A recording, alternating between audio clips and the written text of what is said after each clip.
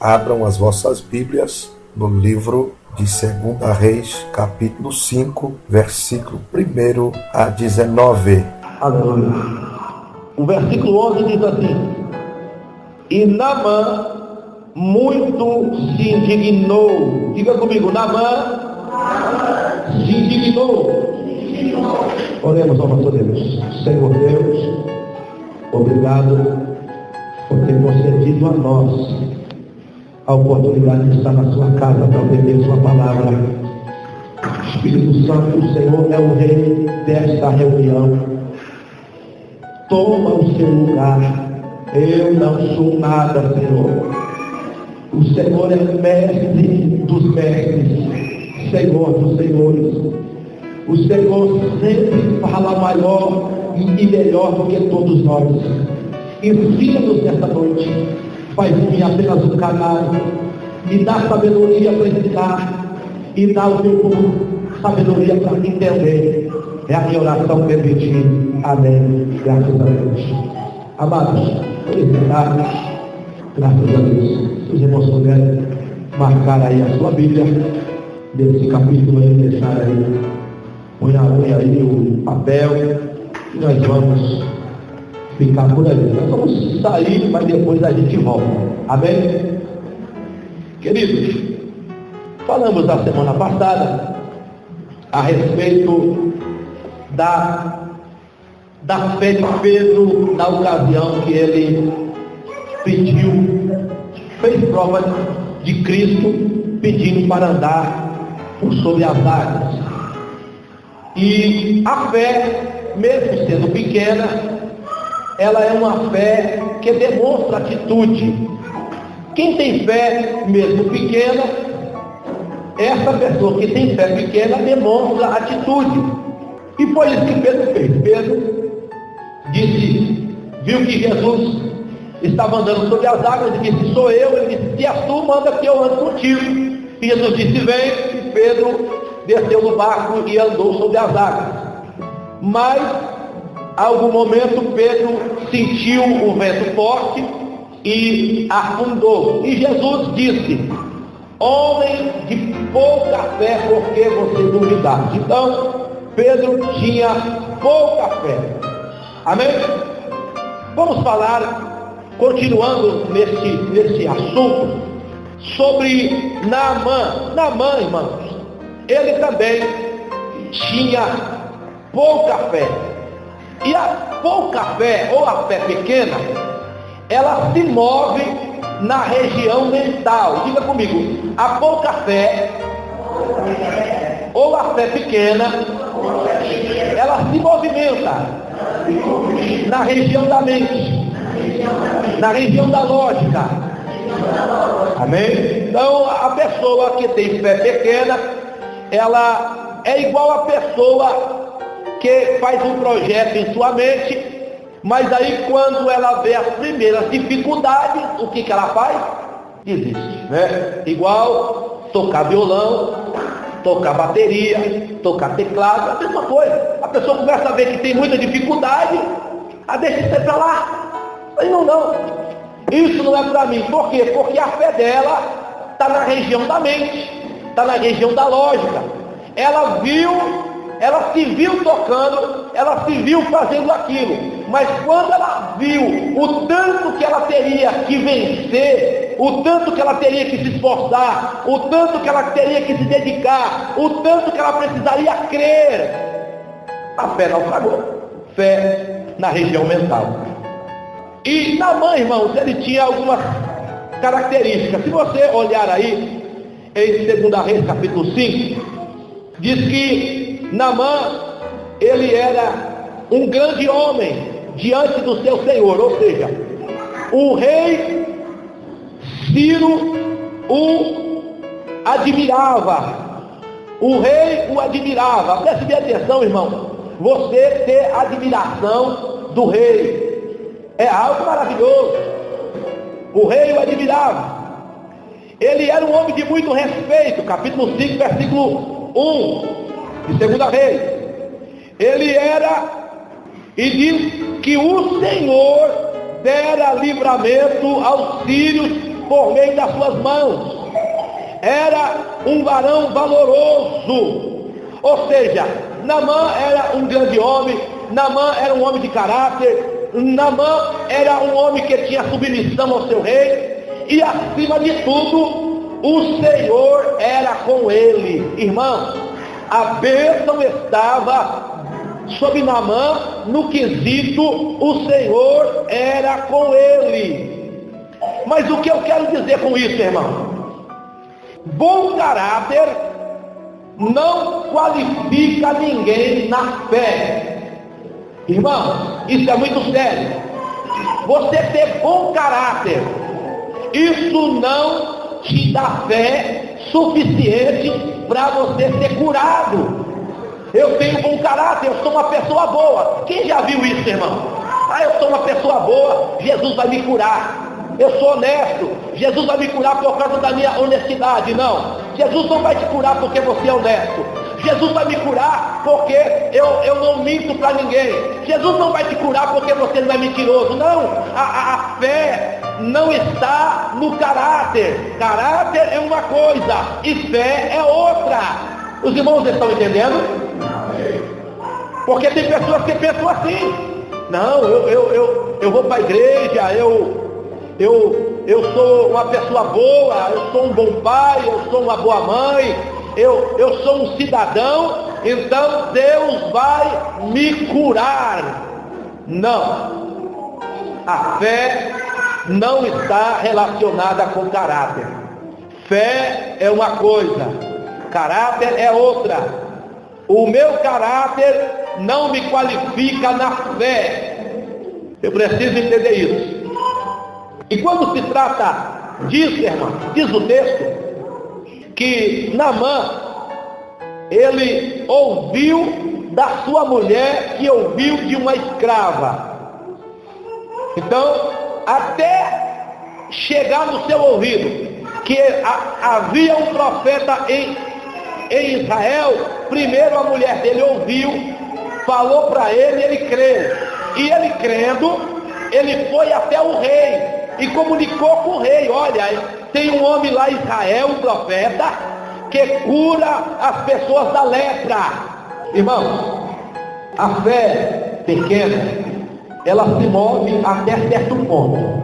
Ela está na região dos sentidos. E quando você olha para Naamã, diz o texto, capítulo 5, que ele ouviu, creu, pediu ao seu Senhor, foi até lá. A fé que é pequena, irmão, ela segue algumas formalidades. Isso aqui é muito interessante. Por quê? Olha só, Naamã foi até o rei. O rei disse: pode ir, vou te escrever uma carta. Foi, levou a carta. O versículo 5 e 6 diz que ele levou 10 talentos de prata, levou 6 mil ciclos de ouro, levou vestidos, ou seja, seguiu toda uma formalidade.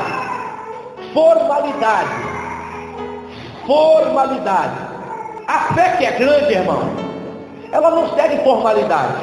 A fé que é grande, ela ultrapassa todas as formalidades. Se a fé é pequena, se alguém diz para alguém que tem fé pequena: Deus vai te curar só se você pegar a última fila, o último lugar da fila, porque aqui tem uma ordem, quem chegar primeiro. A pessoa que tem fé pequena, ela vai seguir a formalidade. Tudo bem, vou pegar, eu cheguei por último mesmo, então eu vou pegar o último lugar. Então ela está lá confiante que ela vai ser curada, porque ela chegou, está na vez dela, e quando chegar a vez dela, ela vai ser curada. Só que aí alguém corta a fila dessa pessoa. O que acontece? A fé acaba. Não, a tal pessoa cortou a fila, ela tem que vir depois de mim. Não vai dar certo. Aquela pessoa que é a última, aquela pessoa passou na minha frente. Então, se aquela pessoa passou na frente dela, aquela pessoa tomou a vez dele. O que aconteceu? A formalidade derrubou a fé pequena. Queridos, eu disse aqui que a fé pequena, ela respeita todas essas regras. Pediu para o rei fez uma carta, levou tesouro como presente e seguiu toda a lógica. Só que aí, irmão, diz o texto que o rei de Israel, quando ele leu aquela carta, ele entendeu que aquilo era uma armadilha, né? Puxa vida, o rei da Síria quer guerra, e ele vem com essa desculpa aqui, mas ele quer guerra. Se eu não curar o servo dele, ele vai armar uma guerra. Mas aí o profeta Eliseu mandou um recado para o rei de Israel. Alguém leia, versículo 8. Sucedeu, porém, que, ouvindo Eliseu, homem de Deus, que o rei de Israel rasgasse as suas vestes, mandou dizer ao rei: por que rasgaste as suas vestes? Deixa ouvir até mim, e saberá que há profeta em Israel. Diga comigo, toda grande fé tem propósito. Lembra que nós dizemos a respeito de Davi, que é 1 Samuel capítulo 17, versículo 47? Ele disse assim: hoje todo Israel saberá que Deus salva não com espada nem com lança. Ou seja, Davi estava dizendo, a fé que eu tenho em Deus tem propósito. E Eliseu disse a mesma coisa: manda ele vir até mim, para que ele saiba que em Israel existe profeta de Deus. Ou seja, propósito. Querido, Deus não vai me dar uma fé grande se não tem propósito. Tem propósito. Para que eu vou fazer essas cadeiras levitar aqui pela fé se não tem propósito? Tem propósito? Tem propósito? Não tem propósito? Para que Deus, irmão, vai fazer o mar vermelho abrir se não tem propósito? Não tem propósito. Qual que era o propósito? Israel se livrar do exército do Egito. Então havia um propósito. Quando não existe propósito, irmão, Deus não dá uma grande fé. Deus não nos dá fé para nós ficarmos fazendo demonstrações sem sentido. Demonstrações sem sentido. Propósito. Eliseu disse: manda ele vir até mim, e ele vai saber que há profeta em Israel. Queridos, eu estava olhando, existe um cidadão no Novo Testamento, um centurião também, e ele tinha as mesmas qualidades de caráter que o próprio Naamã. Abre a sua Bíblia, irmão, no livro de Lucas, capítulo 7, versículo 1 a 10, e nós vamos enxergar que a fé não está relacionada a caráter. Versículo 1 e 2, se alguém quiser ler, leia Lucas 1 e 2. Olha aí, aqui está dizendo que havia um centurião que tinha um servo, e ele amava esse servo, estimava. Ou seja, uma pessoa, irmão, que ama o outro, é uma pessoa boa ou não é? Boa. Ele amava o seu criado. E o que ele fez? Ele mandou outros criados e até Jesus para pedir que Jesus o curasse. Versículo 4 também diz que os servos desse centurião o reconhecia como digno. Alguém leia, versículo 4. E, chegando eles junto de Jesus, rogaram em Deus, dizendo: é digno de que lhe conceda isso. Olha, é digno. O povo entendia que por este homem ser um homem bom de caráter, ele era digno de receber a cura. Versículo 5, alguém leia. Porque ama a nossa nação e ele mesmo nos edificou a sinagoga. Olha só, um centurião romano amava o povo israelita, fazia sinagogas para os judeus. Ele tinha certeza que Jesus iria curar este homem por causa do bom caráter desse centurião. Versículo 6. Olha, só a parte A. Alguém lê? Olha aí, só até aí. E foi Jesus com ele. Jesus foi com ele. Era um pedido, Jesus estava aí. Quando chegou lá na frente, irmãos, versículo 7, esse centurião mandou outra mensagem. E ele diz, e por isso, aliás, o versículo 6 aí, olha a humildade desse centurião. Um homem que amava o próximo, um homem que amava Israel, um homem que fazia a sinagoga, e um homem que não se achava digno de receber Jesus em sua casa. Humilde, ao ponto de não querer receber Jesus em sua casa. Não se incomode de vir. A fé pequena, irmão, a fé pequena, ela para aí. Ela para aí, a fé pequena para aí. Puxa vida, se Jesus não vai entrar na minha casa, como que o meu criado vai ser curado? A fé pequena para aí. Quando a gente olhamos para Jairo, uma situação semelhante, Jairo era um dos principais da sinagoga, a sua filha estava morta, moribunda para morrer. Ele correu até Jesus, se prostrou diante de Jesus e disse, mestre, a minha filha está doente, socorre-me. E Jesus disse, eu irei. Jesus estava indo. De repente aconteceu um reboliço lá, uma mulher com fluxo de sangue tocou nele, e Jesus começou a gritar, quem foi que me tocou? Eu quero saber quem foi que me tocou. E o tempo começou a demorar, a multidão apertava, Jesus estava demorando para chegar até lá, e o coração de Jairo acelerado. De repente chega alguém e diz para Jairo, não incomode mais o mestre, a sua filha morreu. Acabou com Jairo.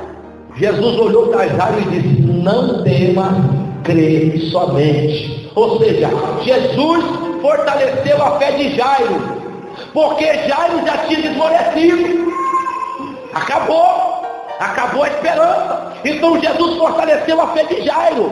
E para Jairo, Jesus tinha que ir lá.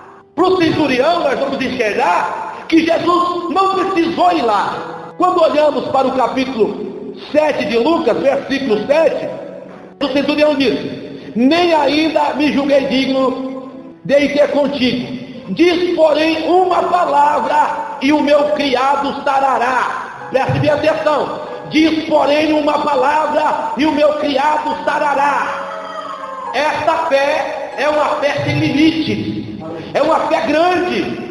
Ainda que Jesus não entre em minha casa, se ele disser lá que o meu criado vai ser curado aqui, eu vou receber a cura. Isso é fé sem limite. Fé que não respeita formalidades. Fé que não precisa alguém te tocar. Fé que não precisa Jesus entrar na sua casa. Manda uma palavra e o meu criado sarará. Perceba que se fizermos um paralelo com Naamã, eles tinham qualidade de caráter parecida, mas não tinha fé igual. Porque quando o servo do profeta Eliseu, o texto que lemos, disse, lava-te 7 vezes no Jordão e ficará purificado, 2 Reis 5, versículo 10, o versículo 11 diz, ele muito se indignou, ele ficou indignado, ele não aceitou aquilo, porque a fé dele era mental, fé mental. Vamos ver, irmão, volte lá, vamos fazer esse paralelo. Olha aí, versículo 11, alguém leia, do capítulo 5 de 2 Reis. Porém, Naamã muito se indignou e se foi dizendo, eis que Deus está comigo, certamente ele sairá, porque há em fé, e invocará o nome do Senhor, meu Deus, e passará a sua mão sobre o lugar, e restaurará o trono. Olha aí, ele tinha um plano. Fé mental é uma fé, é uma fé que você faz plano. Você põe um plano, uma meta. eu vou por aqui, chegar lá, o homem vai me receber. O homem já mandou eu ir lá, glória a Deus. O homem já me mandou eu ir lá, glória a Deus. Chegando lá, ele vai se pôr de pé diante de mim. Ele vai sair, vai se pôr em pé, vai invocar o nome do Senhor seu Deus, vai passar a mão sobre mim, e eu serei limpo. Isso é mental. Isso aconteceu? Não aconteceu. Não aconteceu. O plano dele foi por água abaixo. O plano dele foi por água abaixo. Quando olhamos para o centurião de Cafarnaum, ele também tinha um plano. Ele tinha um plano.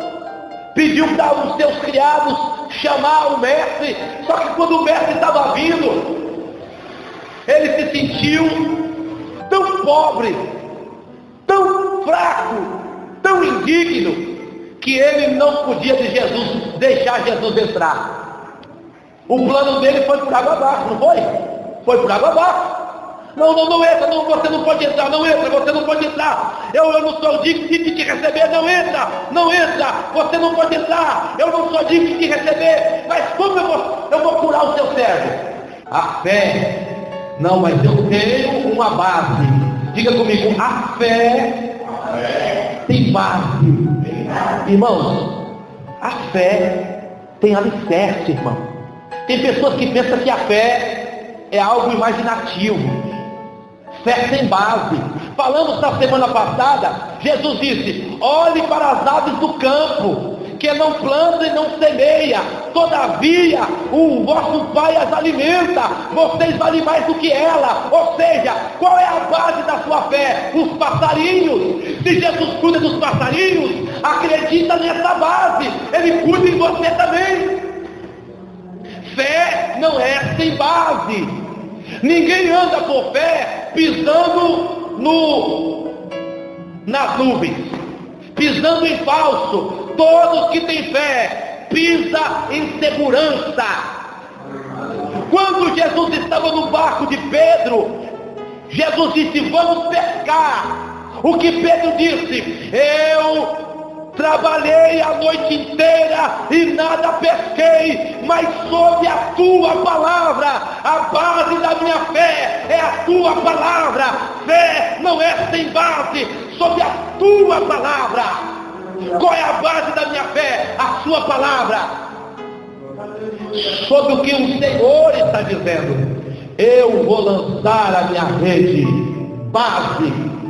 Centurião de Cafarnaum disse: olha a base dele. Alguém está aberto aí? Versículo, nós lemos o versículo 7, leu 8. Porque também eu sou homem sujeito à autoridade, e tenho soldados sobre o meu poder. E digo a ele: vai, e ele vai. E a outro: vem, e ele vem. E ao meu servo: faz isso, e ele faz. Aleluia.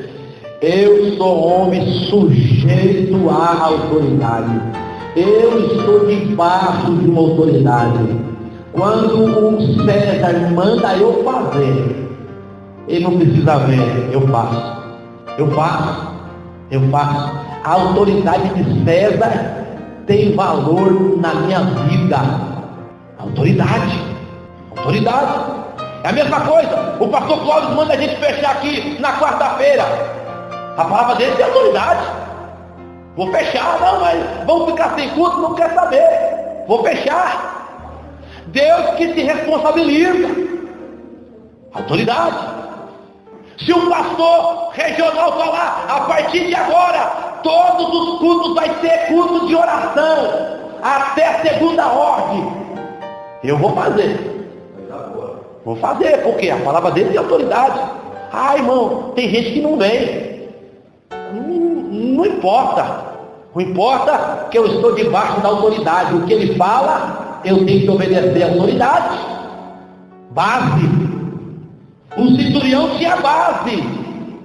A fé não é andar nas nuvens, não é andar em falso. Fé verdadeira existe base. Eu estou debaixo da autoridade. E tem mais. Eu tenho homens que me obedecem. Quando eu digo para alguém, faz isso, ele faz. Quando eu digo para alguém, vai lá, ele vai. Quando eu digo para alguém, vem cá, ele vem. Por quê? Porque eu também tenho autoridade. Eu sei o que é autoridade. E ele reconheceu Jesus como uma autoridade. Reconheça Jesus como autoridade. Ele reconhecia que Jesus tinha autoridade sobre as enfermidades. Ele reconhecia que Jesus tinha autoridade sobre os enfermos. Ele reconhecia que Jesus tinha poder nas suas palavras. E não precisava ele vir, bastava ele falar. A base é a autoridade. Aleluia. O Senhor não precisa vir aqui, basta o Senhor dizer. Se o Senhor falar, vai acontecer. A base é a autoridade. Repare o versículo 6. Parte A, alguém leia. O que aconteceu? Repita. Repita. Olha só. Começou dizendo: esse homem ama o seu criado. Esse homem, ele ama a nação. Esse homem fez sinagoga. Jesus falou alguma coisa? Não. E foi Jesus com ele. Jesus não falou nada. Jesus louvou esse homem. Jesus exaltou esse homem. Jesus disse: ele é digno. Não. Mas quando aquele homem mostrou a fé que ele tinha, versículo 9, alguém leia. Ouvindo isso, Jesus maravilhou-se dele e voltando-se disse à multidão que o seguia: digo-vos que nem ainda em Israel tenho achado tanta fé. Irmão, Jesus louvou aquele homem. Jesus ficou impressionado. Jesus ficou maravilhado. Jesus parou. Eu vou falar algo para vocês aqui. Este homem tem mais fé do que todos na nação de Israel. Maravilha. Estava falando que o homem era bom caráter, Jesus ficou na dele, não falou nada. Quando Jesus viu a fé, irmão, quando Jesus enxerga a nossa fé, Jesus se move. Jesus, ele para. Jesus fala uma coisa. Jesus se manifesta. A nossa fé atrai a Deus. A nossa certeza atrai a Deus. A certeza atrai a presença de Deus. Vamos voltar aí na mãe, irmão. Tinha qualidade de caráter parecida, mas a fé dele era pequena. Era na região da mente. Eliseu não lhe recebeu. Isso é um problema, né, irmão? Isso é um problema. Eliseu não lhe recebeu. Mandou alguém falar por ele. Um problema. Não aconteceu aquilo que ele pensava. Na caia seca lamassúria. Aleluia. Deba caia ceia. Ora bacala bassurianda labaia. Eu estava ouvindo um testemunho de fé do pastor, ele é reverendo Rogério, ele é da igreja adventista, é Rogério Rodrigues. E ele disse que ele pagou os estudos dele vendendo livros, compostador, né? Então ele batia de porta em porta vendendo livros. Ele teve muitas experiências boas. Ele disse que coisas maravilhosas. Como também ele teve maus momentos. Uma vez ele foi na igreja, o pastor recebeu ele, o pastor local. Só que naquele dia chegou o pastor regional. E o pastor regional odiava os adventistas. Odiava. E o pastor... E ele, tipo assim, era uma igreja rica, uma igreja que tinha dinheiro. Ele estava cheio de fé, que eles iam vender bastante livros ali. Bastante livros. Aqui nós vamos estourar. Quando o pastor regional tomou a palavra, falou assim: olha, eu sei que tem algumas pessoas aqui que não são do nosso meio. Não são do nosso meio. Estão aqui vendendo produto furado, produto furreca, que não tem valor. não receba essas pessoas, não receba em sua casa, não compre seus livros. E começou a falar mal. Aí ele pegou e fez uma oração: Deus, age agora e faz esse homem parar. O homem parou. Chegou alguém com um bilhetinho no púlpito. Aí ele disse assim: tem um irmão aqui, aliás, tem alguém aqui que é proprietário de uma caravana, placa tal. Era ele. Acabaram de estourar o vidro e estão roubando tudo que tem dentro.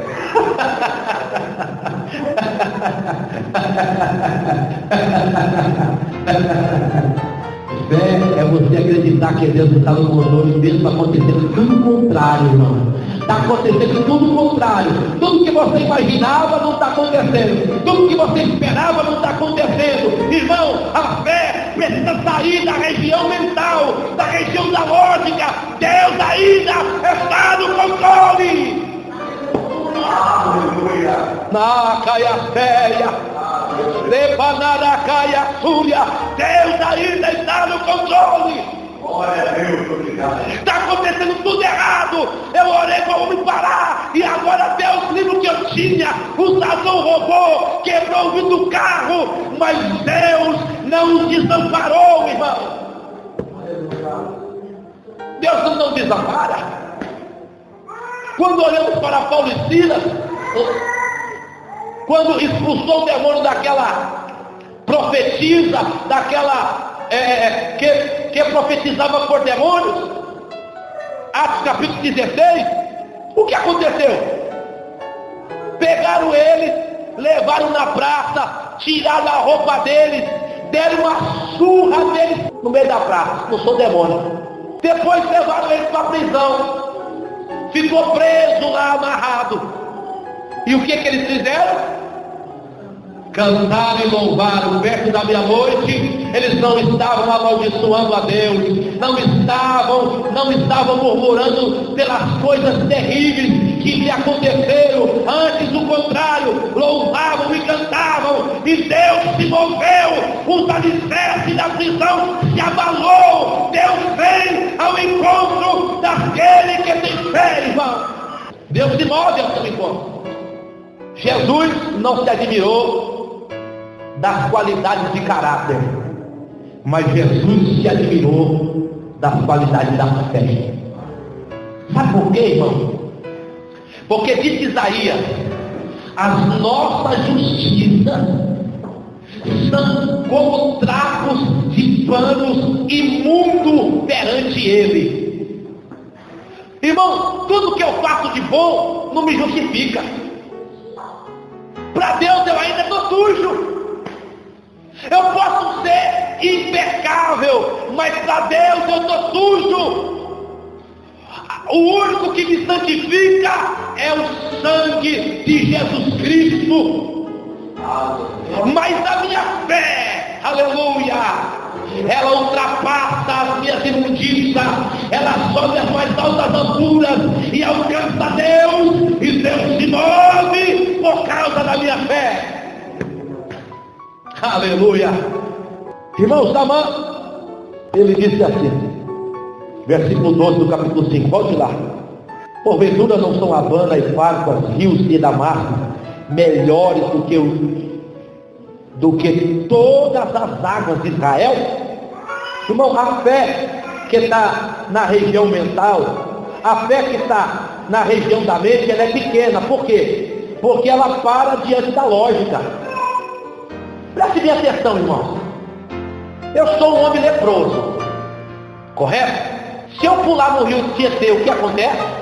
Irmão, eu vou estar numa situação difícil. Uma infecção, eu vou morrer. Vou morrer.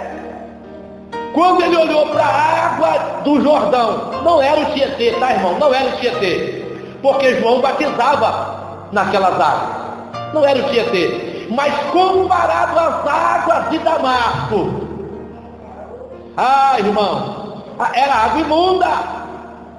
Como que você quer que eu fique limpo, mergulhando em água suja? em águas turvas. Porque o milagre não está na água, o milagre está na fé. O milagre não está na água, o milagre está no crer. É a mesma coisa, o milagre está na igreja? Não está. O milagre está em Jesus presente em nossas reuniões. A fé que temos que Jesus está presente em nossas reuniões. Isso que promove milagre em nossas vidas. Olha só, irmão, a fé mental, a fé pequena, que olha para as circunstâncias, ela às vezes nos surpreende. O versículo 13, alguém leia. Então chegaram-se a ele os seus servos e lhe falaram, disseram, meu pai, se o profeta te disser alguma grande coisa, porventura não a faria? Quanto mais dizendo-te, ele, levanta, lava-te e ficará purificado. Olha só, irmãos, meu pai, se o profeta falasse para você, vai, sobe no pico Everest, volta de novo e volta de novo, procura o ovo azul da galinha amarela e você vai ser curado, você não ia fazer? Irmãos, às vezes nós pensamos que é assim que Deus abençoa. Para mim, para Deus me abençoar, eu vou fazer 70 dias de oração, eu vou fazer 140 dias de oração, eu vou jejuar até morrer e Deus vai me abençoar. É coisa grande, coisa grande, coisa grande. A gente não acredita, irmãos, que Deus faz milagres em simples orações. Eu estava ouvindo um testemunho de uma irmã Ondina, tem na internet, é um testemunho muito, muito bonito da fé daquela irmã que aceitou Jesus quando criança. Quando criança, é inacreditável, é muito bonito aquele testemunho. E ela disse que ela ficou cega e ela ficou 4 dias sem comer. Ela estava no hospital de cegos, um asilo praticamente, né? E ficou 4 dias sem comer para que ela fosse liberada para ir na igreja receber a cura. Porque chegou um irmão lá e disse que havia sonhado com ela, que se ela fosse na igreja ela ia receber a cura. Quando ela pediu para os auxiliares lá, os administradores, que ela precisava ir para o culto receber a cura, ela encontrou dificuldade. Você não vai para culto coisa nenhuma, ninguém vai te levar coisa nenhuma. E tem mais, a gente não crê nesse Deus. Ela falou assim, então eu vou jejuar até vocês me liberar. Ela fez jejum de fome, né? Greve de fome, né? Não foi não em jejum, foi greve de fome. Quando deu 4 dias, chegou o médico. O que está acontecendo? A dona Onodina não quer comer porque ela quer ir para a igreja. Então manda ela para a igreja, depois ela come. Mandaram ela para a igreja. Chegou lá, o pastor que fazia o evento não conseguiu chegar no horário. Ele chegou 10 para 10 no evento. Quando ele chegou, extremamente atrasado, ele disse assim, olha, hoje Deus vai fazer milagre, porque eu vi até uma ambulância aí. Onde está a pessoa que veio trazida de ambulância? Aí trouxeram a irmã. Aí chegou, orou e disse assim, colocou a mão na cabeça dela e disse, Senhor, restaura a visão da tua filha. Amém, Deus abençoe. Disse que deu uma indignação na alma dela. Que negócio que é esse? Você trata de me curar, você trata de me curar, porque eu estou 4 dias aqui, jejuando, e você faz essa oraçãozinha aí? E ela indignada, daqui a pouco ela já começou a ver vulto. Peraí, estou vendo vulto já. Daqui a pouco começou a ver a própria mão. Eu já estou curada. Ou seja, não precisou de uma grande oração.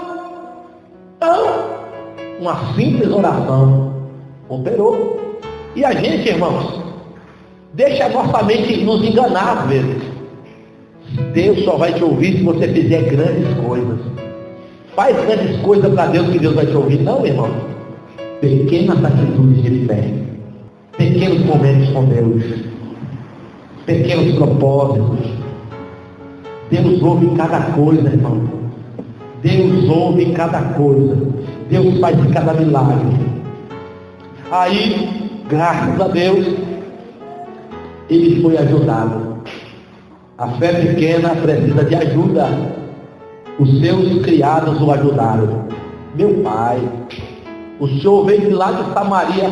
Aliás, você veio lá da Síria até Samaria aqui. É 650 quilômetros, irmão. Da onde ele estava até Samaria. Andando a cavalo, daria uns 2 dias a cavalo. Foi até Samaria receber a cura. Meu pai, você veio de tão longe. Só mandou você dar um mergulho lá, 7 mergulhinhos lá. Meu. O que vai te custar? O que vai te custar? A fé opera aqui. A palavra é de Deus. A palavra é de Deus. Quem foi que recebeu Naamã? Não foi nem o profeta Eliseu, foi um servo de Eliseu. Mas de quem que era a palavra? De Deus. Irmãos, se a palavra é de Deus, importa quem é que está pregando? Se a palavra é de Deus, importa quem é que está falando? Não importa. É de Deus a palavra. Se a palavra é de Deus, creia na palavra. Diz o texto que ele mergulhou e na 7ª vez, irmãos, a fé, ela também opera na obediência. Isso é muito extraordinário.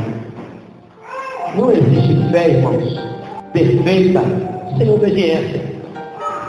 Fé perfeita sem submissão. O que disse o centurião de Cafarnaum? Eu sou sujeito à autoridade. Eu tenho pessoas que são sujeitos à minha autoridade. Fé que é submissa. Não existe milagre de fé sem submissão. Uma vez, irmão, os discípulos chegaram para Jesus e disseram assim: mestre, quantas vezes eu tenho que perdoar o meu irmão? 7, né? Já ajudando, né? 7 vezes? Jesus disse o quê? Não 7, 70 vezes 7.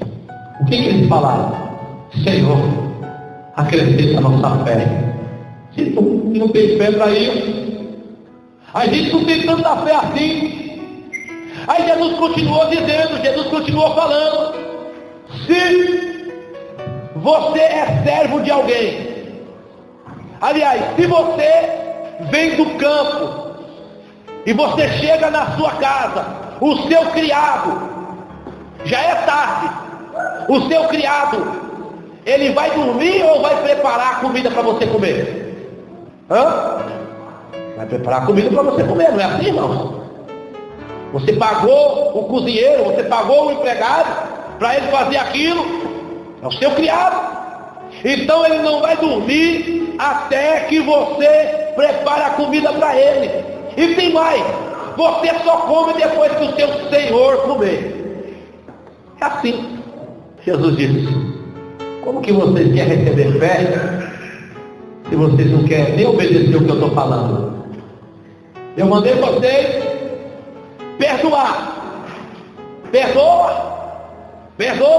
Depois que você me obedecer, perdoando, então você pode sentar na mesa.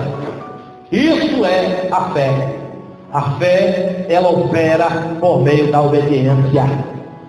Não existe fé sem obediência, irmão. Se alguém fala que tem grande fé, mas não obedece a palavra de Deus, essa fé é falha. Fé fraca. Fé que se perde. Jesus, irmãos, ele dizia muitas vezes, Mateus 9, versículo 22, a tua fé te salvou. Lucas 7, versículo 50, a tua fé te salvou. Lucas 18, versículo 42, a tua fé te salvou. Quem é que te salva? Fé. A fé. Quando ele creu, ele recebeu o milagre. Quando ele obedeceu, ele recebeu o milagre. E o propósito de Deus foi validado. Qual que era o propósito? Versículo 15. Então voltou ao homem de Deus, ele e toda a sua comitiva, e veio, pôs-se diante dele e disse: eis que tenho conhecido que em toda a terra não há Deus senão em Israel. Agora, pois, te peço que tomes uma bênção do teu servo. Eu conheço agora que em toda a terra não há Deus. Deus está em Israel. Propósito. Por que Deus curou Naamã? Para que ele se convertesse. Amém? Para que ele se convertesse. Para ele testificar lá na Síria que Deus mora e está em Israel. Foi para isso. Não existe fé sem propósito. Aí ele disse ainda mais: porque nunca mais, ou versículo 17, parte B, porque nunca mais oferecerá este teu servo holocausto nem sacrifício a outros deuses. Se converteu. Deus existe e está em Israel. Propósito. Irmãos, se o propósito de Deus é ser glorificado, a nossa fé vai ser aumentada. Se o propósito é o nome de Jesus ser ampliado, crescido, glorificado, a nossa fé vai ser aumentada. Existe propósito, mas se não existe propósito, também não precisa de fé. Amém?